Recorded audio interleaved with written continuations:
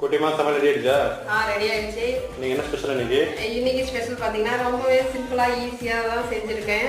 இன்னைக்கும் lemon rice colourful லஞ்சுக்கு lemon rice குட்டீஸ்க்கு. Okay அப்புறம் கத்திரிக்காய் குழம்பு தேங்காய் அரைச்சி ஊற்றி வச்சிருக்கேன். செமையா இருக்கு.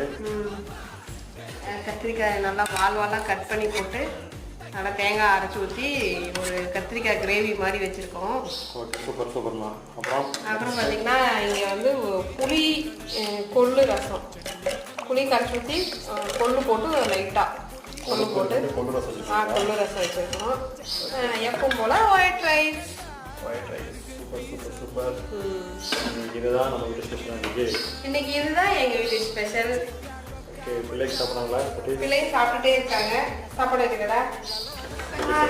ஸ்கூல் லெமனா